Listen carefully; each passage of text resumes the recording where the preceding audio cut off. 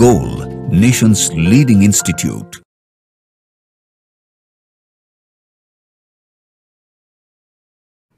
Hello students, myself Deepak Deep and I am going to discuss physical chemistry part of AIT's Min Test 7th which was held on 3rd November 2024. हम अगर बात करें इस paper की तो बहुत simple paper था, हमेशा की तरह NCERT बेस्ड था। फिजिकल केमिस्ट्री का पहला क्वेश्चन नंबर 51 से शुरू होता है। आप बोर्ड पे फोकस करिए। क्वेश्चन नंबर 51 है बच्चे, the rate constant of a reaction depends upon. Rate constant इनमें से किन बातों पे डिपेंड करता है?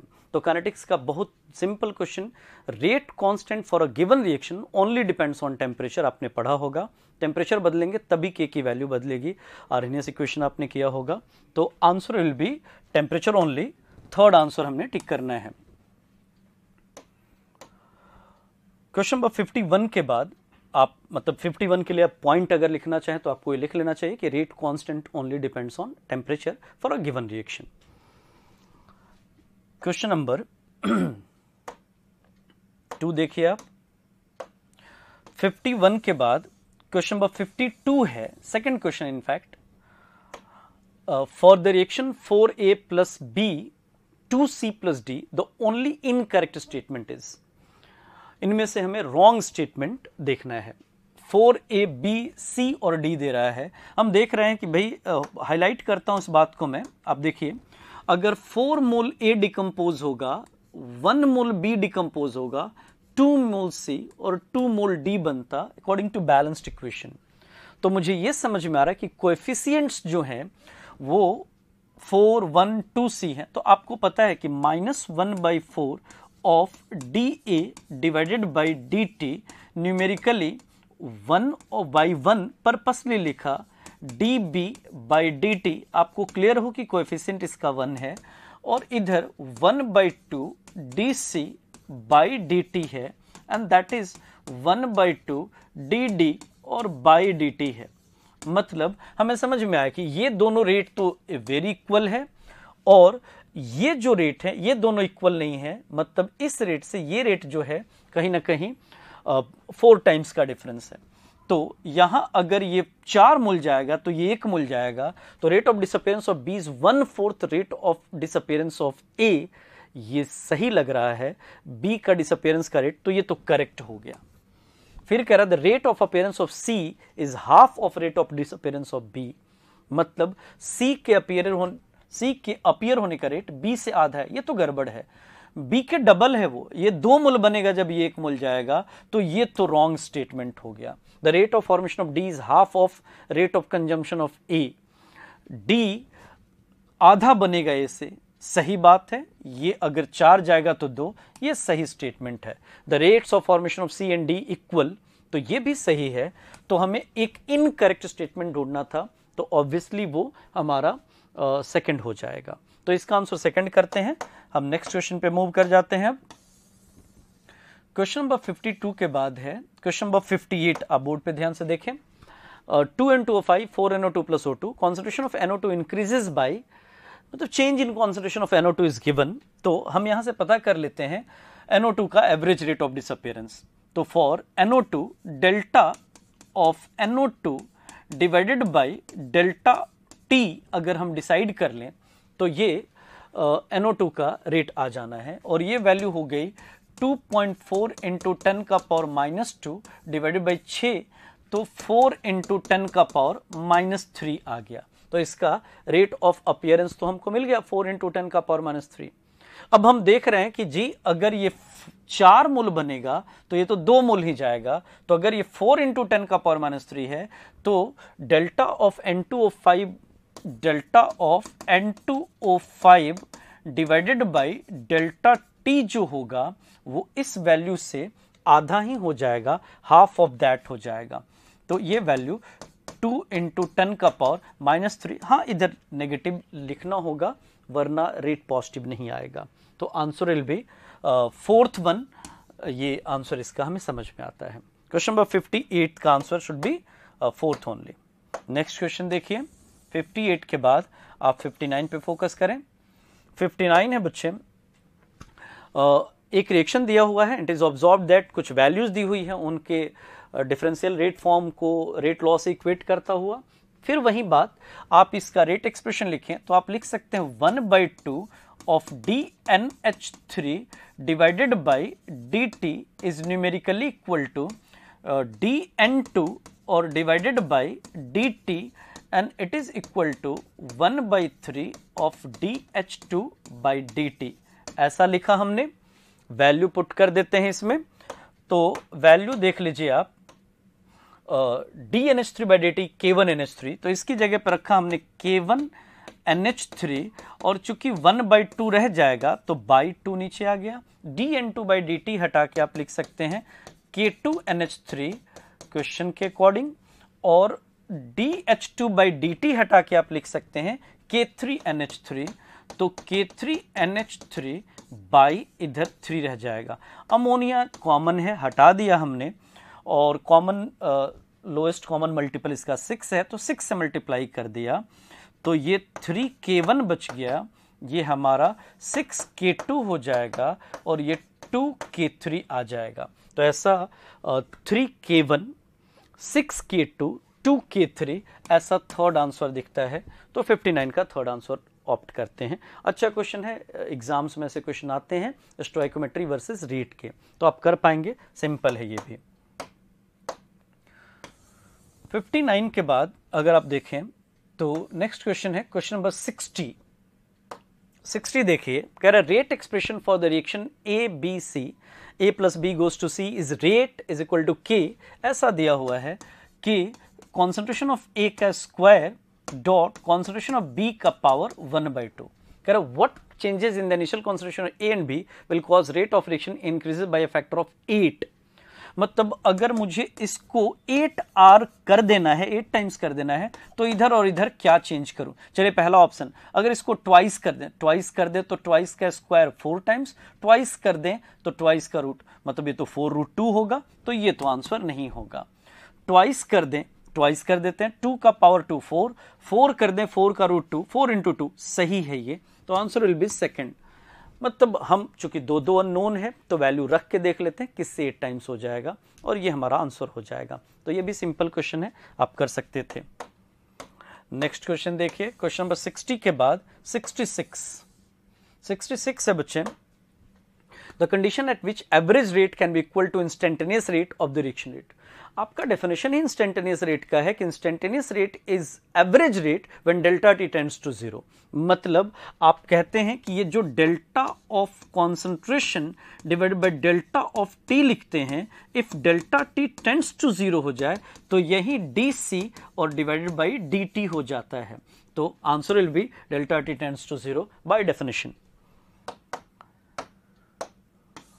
66 के बाद अगर आप नेक्स्ट क्वेश्चन देखिए 67, a zero order reaction is one in which reactants do not react. क्या बात करते हैं, जीरो ऑर्डर रिएक्शन में क्या रिएक्टेंट रिएक्ट नहीं करेगा? रिएक्टेंट तो रिएक्ट करेगा, लेकिन रेट कॉन्सेंट्रेशन पे डिपेंड नहीं करेगा, रेट टाइम के साथ नहीं बदलेगा, जो रेट है वो कांस्टेंट रहेगा। तो answer will be whose rate does not changes with time, वो हमारा जीरो ऑर्डर रिएक्शन कहा जाएगा। तो ये भी सिंपल है, डेफिनेशन बेस्ड है, आपसे हुआ होगा सही। क्वेश्चन नंबर 69 आप देखें, which one of the following statement is wrong regarding molecularity of reaction. Molecularity के लिए इनमें से गलत ढूंढना है। It may be equal to 1 2 3 is right, हो सकता है जी 1 2 यूनिमोलिकुलर, बाईमोलिकुलर, ट्राईमोलिकुलर रिएक्शंस होते हैं, सही बोला आपने। फिर कहा it may be either whole number और फ्रैक्शन, ये गलत हो गया, फ्रैक्शन तो नहीं हो सकता। मॉलिक्युलरिटी कभी फ्रैक्शनल नहीं होता, जीरो नहीं होता, नेगेटिव नहीं होता, तो आंसर सेकंड सही लग रहा है, ये गलत स्टेटमेंट है। It is number of molecules of the reaction taking part in single step chemical reaction, right. It depends on the rate determining step reaction in the reaction, सही बात है, जो आरडीएस होता है उस पर डिपेंड करेगा। तो सारे सही स्टेटमेंट है एक्सेप्ट सेकंड वन वाला, तो आंसर सेकंड करते हैं हम लोग। क्वेश्चन नंबर 69 के बाद आप क्वेश्चन नंबर 71 देखें। 71 का rate of reaction 3A + 2B is given like this.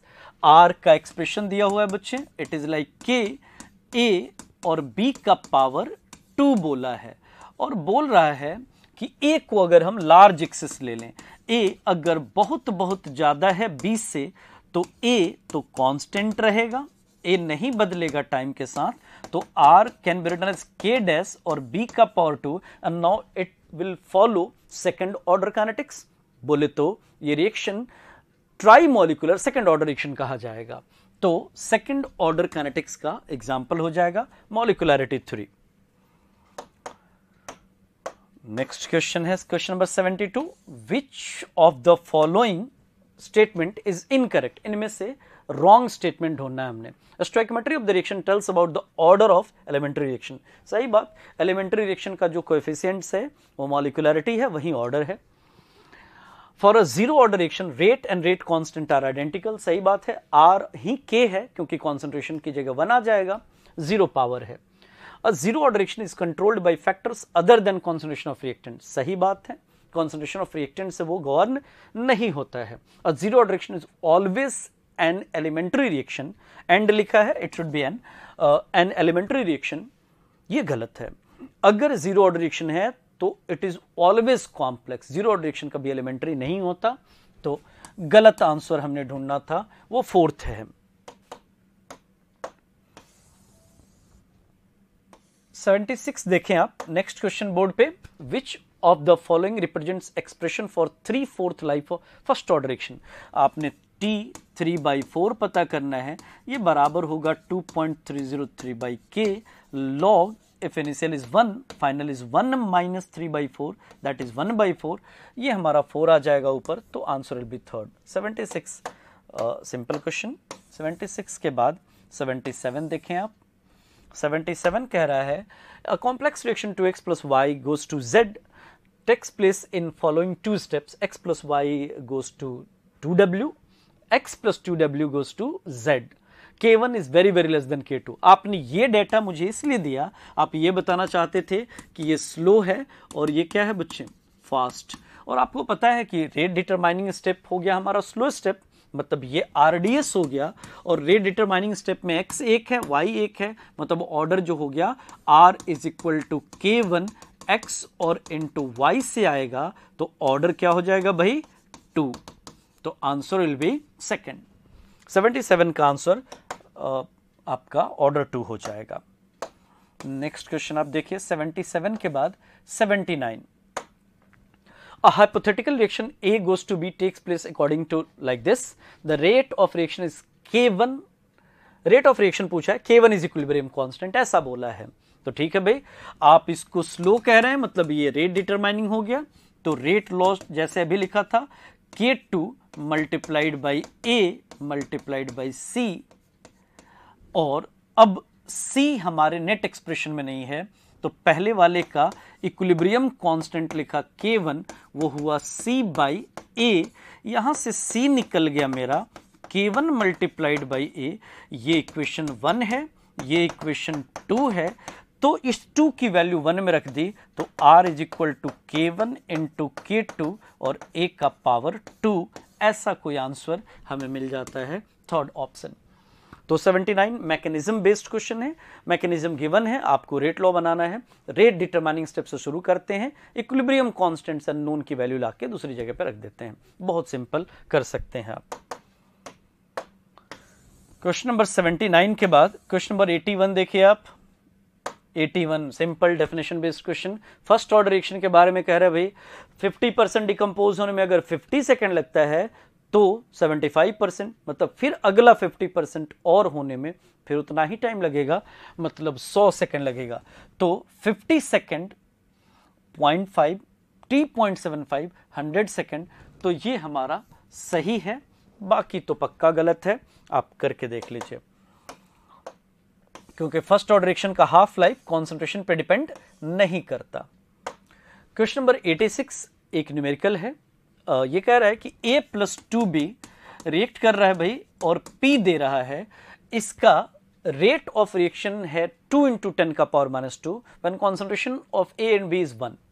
जब कॉन्सेंट्रेशन दोनों का भाई 1 दे दिया तो रेट ही रेट कांस्टेंट है, मतलब उसने पहले डेटा से मुझे K की वैल्यू बताने की कोशिश की है, एंड दैट इज 2 इंटू 10 का पावर माइनस 2।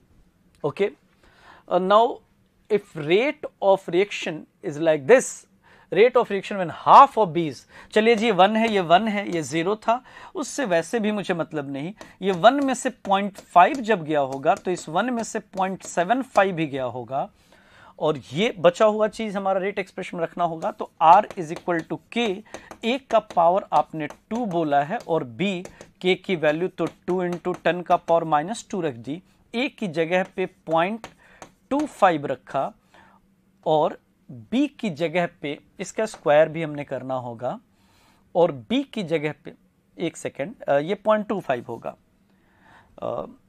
ये वाली वैल्यू चेंज कर रहे हैं हम लोग, ये आप देखिए ये 0.5 जाएगा, जब ये 2 जाएगा तो 1 जाएगा, तो ये 0.25 जाएगा, मतलब ये 0.75 रहेगा, ये हमारा 0.75 रहेगा और ये हमारा 0.5 हो जाएगा। तो जब हम ये सॉल्व करते हैं तो वैल्यू 5.625 इंटू 10⁻³ आ जाती है। आप सॉल्व करके देखिए, answer is very close to 5.6 into 10⁻³ mole per minute, कुछ ऐसा आंसर हम लोग कर देते हैं। अब ये है कि आपका रेट का हमारा एक्सप्रेशन जो है वो तय करेगा, क्योंकि वो दिया हुआ था A का पावर 2 है। 86 के बाद आप नेक्स्ट क्वेश्चन पे मूव करिए। 87 है, A2 goes to B plus half C, चलिए लिख लेते हैं ये, A2 gas goes to B gas और plus half of C gas, ये बैलेंस्ड इक्वेशन दिया है। तो कह रहा है कि अगर शुरू में प्रेशर 100 था, ठीक है भाई, A का प्रेशर था वो 100, तब ये 0 रहा होगा, ये 100 में से अगर P गया होगा तो ये P और ये P/2 डेवलप हुआ होगा, and according to question 100 minus P मतलब total pressure plus P plus P/2 is 110। तो यहां से हमने P निकाल लिया, P आ गया 20, तो इसका मतलब भाई ये 100 था और ये 80 हो गया, तो 100 से 80 होना मतलब चेंज प्रेशर का हो गया 20 और टाइम लगा इसमें कितना 5, तो 20/5 4 mm पर minute will be the answer. तो फर्स्ट आंसर हमें समझ में आता है 87th का। 87th में प्रेशर का डिफरेंस ऑब्वियसली जो रिएक्टेंट है उसके टर्म में लिखना है, तो एक का बदलाव 100 से 80 होना मतलब 20 का चेंज है, और इस काम को होने में 5 मिनट लगा है।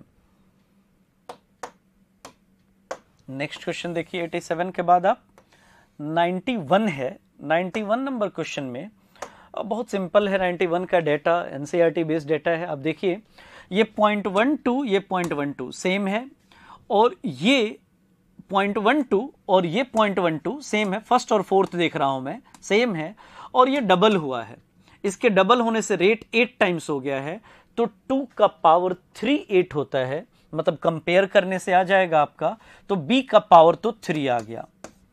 फिर वैसा ही हमने B सेम और A में बदलाव देखना है, तो अब देखिए अगर यहां और यहां देखें तो B सेम है और A डबल हुआ है, लेकिन रेट वैसे का वैसा है, कोई बदलाव नहीं है, मतलब A पे डिपेंड नहीं कर रहा। B के डबल होने से 8 टाइम्स हुआ था, डबल होने से 8 टाइम्स मतलब 2 का पावर 3 था, और A डबल हो रहा था तो कोई बदलाव ही नहीं था, मतलब A पे डिपेंड नहीं कर रहा। तो answer rate is equal to K, B का पावर 3। प्रीवियस ईयर क्वेश्चन में मिल जाएगा, सेम डेटा एनसीईआरटी का डेटा है, तो आसान है ये, इनिशियल रेट मेथड कहते हैं बच्चे इसको। क्वेश्चन नंबर 91 के बाद आप 92 देखें बोर्ड पे। क्वेश्चन नंबर 92 है बच्चे, rate constant activation energy Arrhenius parameter of reaction is given, rate constant at T is equal to infinity. जब T टेंड्स टू इन्फिनिटी हो बच्चे, तो आपने पढ़ा है ये K जो होता है ये बराबर होता है A exponential minus EA/RT, when T tends to infinite K tends to A होता है। तो अगर इनफाइनाइट सोच लूं तो K मतलब A सोच लूंगा मैं, तो A की वैल्यू दी है 5 इंटू 10 का पावर 14 आर्हेनियस पैरामीटर, तो आंसर इज 5 इंटू 10 का पावर 14, सेकेंड आंसर। ये भी बड़ा वेल नोन क्वेश्चन, आपको याद रखना चाहिए कि हर कोलिजन इफेक्टिव होने लगता है जब टेम्परेचर टेंड्स टू इन्फिनिटी हो जाता है। इमेजिनरी बात है, इसलिए भी कह सकते हो कि कभी भी ऐसा नहीं होता कि हर कोलिजन इफेक्टिव हो जाए। A collision is effective only if it overcomes 2 barriers, वो आपने पढ़ा है कोलिजन थियरी में।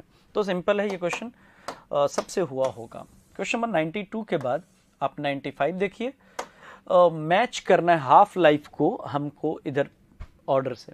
टी हाफ कांस्टेंट होना पहचान है भाई फर्स्ट ऑर्डर की, तो पहला तो P. T half directly proportional to A पहचान है जीरो ऑर्डर की। T half 1/a second order की पहचान है, और ए स्क्वायर थर्ड ऑर्डर। तो ऐसा कोई answer A P B S C Q, C का Q, A P B S C का क्यू, सी का आर नॉट क्यू, सी का तो आर है, ये लाइन थोड़ा टेढ़ा गया है, तो पहला ही सही लग रहा है, सी का आर, और डी का क्यू, डी का क्यू एकदम सही। तो फर्स्ट आंसर करते हैं 95 का, बहुत सिंपल है, वो एरो ऐसे गया था इसलिए कंफ्यूजन था, बाकी आप देख लीजिए मैचिंग है, सिंपल है। क्वेश्चन नंबर 95 के बाद 96, in a reversible endothermic reaction the activation energy of forward direction is higher than that of backward direction। कर लेते हैं भाई।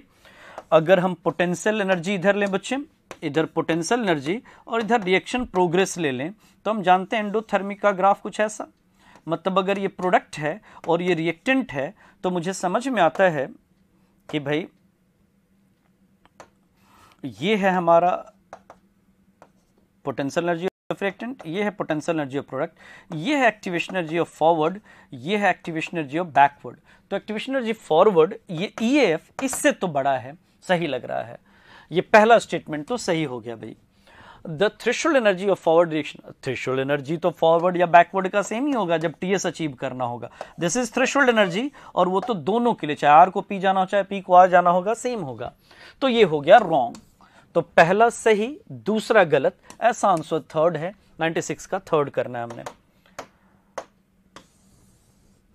99 देखिए आप, क्वेश्चन नंबर 99 इलेक्ट्रोकेमिस्ट्री का एक क्वेश्चन आ गया हमारे पास। In a conductivity cell 2 platinum electrodes each of area 10 centimetre square are fixed 1.5 centimetre apart. तो हम लोग छोटे G स्टार निकाल लेते हैं। Cell constant that is L/A 1.5/10 बच्चे, ये आंसर पर सेंटीमीटर में आ रहा है, पर सेंटीमीटर में आ गया। अब कह रहा है कि भाई अगर इसको हमने 0.05 नॉर्मेलिटी, n की वैल्यू दे दी 0.05, रेजिस्टेंस आपने हमको दे दिया 50 ओम, तो आप कह रहे हैं कि आप लैम्डा E बता दीजिए, ठीक है जी। तो हमें पता है कि लैम्डा E जो होता है बच्चे K बाय नॉर्मेलिटी, ऊपर 1000 होगा अगर K साइमन पर सेंटीमीटर में है, पर ओम पर सेंटीमीटर में है, तो K की value G star by R, क्योंकि हम जानते हैं कि G star is equal to क्या होता है RK, तो यहां से K आ जाएगा G स्टार बाई R, वो रख देते हैं, तो G स्टार हो गया 1.5/10 बाई R कर दिया, R है हमारा 50, और बाई नॉर्मेलिटी, तो नॉर्मेलिटी हो गया हमारा 0.05, और इनटू हमारा ये 1000। ये सॉल्व किया हमने, तो 5 से ये हमारा कितनी बार कट जाएगा भाई 30 टाइम्स, और 50 से ये कितने टाइम्स कट जाएगा 20 टाइम्स, 0 से 0 32 60 आ जाएगा। तो आंसर विल बी सेकंड। तो सेकंड हम कर सकते हैं, लैम्डा E का आंसर, यूनिट दिया हुआ है साइमन सेंटीमीटर स्क्वायर पर इक्विवेलेंट, मतलब पर ओम पर सेंटीमीटर स्क्वायर पर इक्विवेलेंट, तो आप ऐसे लिख सकते हैं साइमन सेंटीमीटर स्क्वायर पर इक्विवेलेंट में आंसर आ जाएगा। तो 99 भी आपका एक सिंपल क्वेश्चन था। होप आपने ये पेपर बहुत अच्छा किया हो। ये था ओवरऑल आपका physical chemistry. Thank you so much.